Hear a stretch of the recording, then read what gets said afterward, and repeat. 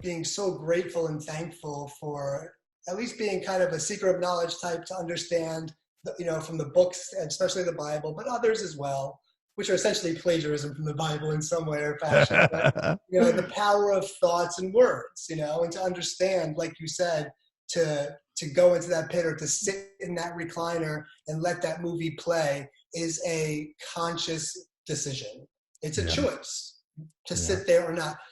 So, one thing that was, is that my foundation of knowledge, knowing that, I'm not going to live there, that it's a choice. Yeah. And secondly, my son, I know for a fact that Perry, in the times when I do find myself curled up in a ball, I picture him saying, get up, Dad, get up, Yeah. go live your life, like I know you'd want me to, and I'll see you when you get here. I won't, yeah, being in that space doesn't serve you, doesn't serve your family, doesn't serve, people who love you.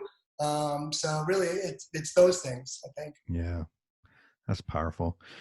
I think we're tempted during pain and loss to just forsake everything that we know and stuff like that. I lost my dad from a heroin overdose, and my mom died from cancer because she was addicted to heroin too. And experiencing the pain and the loss of all those things, it's hard to see God's love sometimes, right? Like, so I think the question I have for you is like, how do we see God's love even though we're going through difficult times?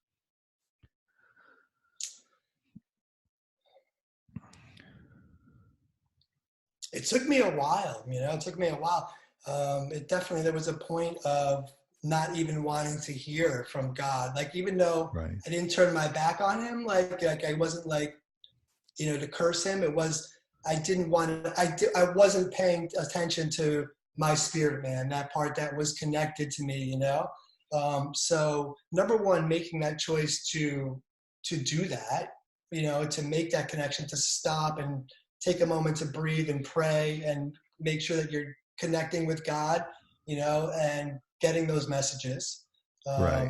Right. of what he wants from you and for you in your life, and you'll know when it's him. I know sometimes people have a hard time, but I think it's being connected to that, and then what you hear, and then doing those things that you hear him Yeah. asking you to do. Yeah, that's good. I think I would add to that, just it's okay to be sad, right? Because we're told, cheer up, everything's going to be okay. All these worst cliches that people give you when you're in trauma and loss. And just the fact that it's okay to be angry and that I can express that to God, to another person, is kind of freeing, because we're supposed to put on this facade of holiness, or everything's okay, and the reality is, when these things happen to us, we're not okay. Right? Everything is not okay, it's not well, and let's not pretend that it is. That's right. That's right. It was well, another kind of long story. There's so much here, and I'm trying to, condense it down for this version. But, I went to a therapist, and so a friend of a friend, and I kept on hearing so much about EMDR therapy. I don't know if you know anything about EMDR Is that therapy or like not. tapping or what? It's a yeah. They either can use lights, or sometimes it could be something in your hand going back and forth. And Yeah, a little bit. so, the first question she asked me was, have you grieved properly? Right. And I was like, I don't know. I mean, how do really, we're not taught that there is a grieving process really We're throughout not. school or Right. anywhere. I didn't know that there was something I should do, and, definitely wasn't afraid to do it, but wasn't sure of those steps, but I think, like you said, absolutely, in being angry and talking about it and facing it, as opposed to just burying it somewhere, because it's going to come up in some way, whether it's the form of an addiction or a habit Right. or outburst or something, it's going to come up in some way.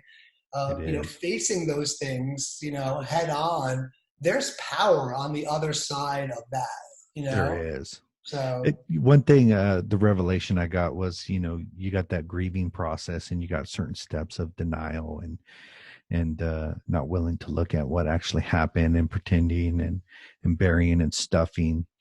But right before the coming out stage is the recognition and the honesty about the feelings, the experiencing it, letting out the rage, the anger, everything that's associated with that. And then right on the other side of that is kind of acceptance and freedom. But the problem is that we stay a couple steps from this process, and like I said, we live there, and because we're not willing to express our feelings, then we stuff them in, like you said, alcohol, drugs, marijuana, all of these things come into play, and it's like you're just one step from freedom. One step from freedom. Absolutely. It's amazing. The one thing I can say, and I've done all of those things, but I've definitely had my struggles just like anybody else and still do.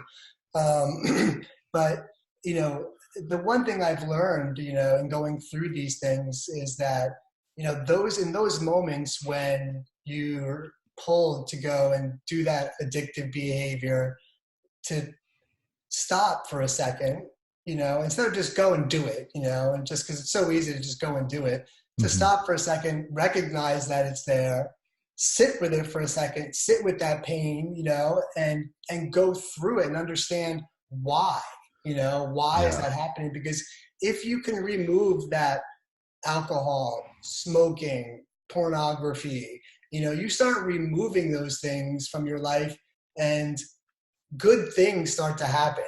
It's definitely, there is a spiritual battle, so the enemy wants us to be thinking those negative thoughts and wants us to be doing those negative behaviors because it's keeping us from your true purpose, Yeah. I want to dive into purpose just for a minute because, looking back in, the childhood that I had being taken away and, all the trauma, the pain, everything, just balled up. And if we can figure out meaning and purpose to all this, like, for example, my father's overdose, it's the passion that I'm talking to you today and to reaching out to other men so their sons don't have to experience the same thing. So I think my question in all this is, how do we discover our purpose and how do we kind of know it's from God, I guess? I mean, gosh, that's such a good question, right? It's like if there was a definite answer to that. Here's your purpose. That would be good. But there are some key things, like I said, I've always been that seeker of knowledge type. I love to listen to books, so I listen to lots of books. And, there are some things that do resonate, I think, definitely with me and probably with a lot of other men or really anybody, And some of those things for me, I think, is to know when you're in your brain and when you're in your body. Like if I were to say, to stop and just think about for a second, and feel the part of you that's just happy to be alive. Right? That's in your body. That's never really in your head. It's always in your body, So like when you think about those things that are passionate or, that are maybe what God wants you to do, they'll feel like a 10 in your body, and I've walked through this with some people and there's an exercise that when a bunch of questions that I would ask essentially is saying, okay, so let's talk about, being on a podcast, starting your own business, meditation. Right. Jumping out of an airplane, writing a book. Which one of those are 10s in your body? A 10, an absolute 10. Yeah. So pay attention, I think, to what's in your body. I think also it generally is something that probably people have always said you've been good at, like, hey, you're good at this, but to you it's like, whatever. But to everybody else, it's you're good at it. Right. Something maybe in there.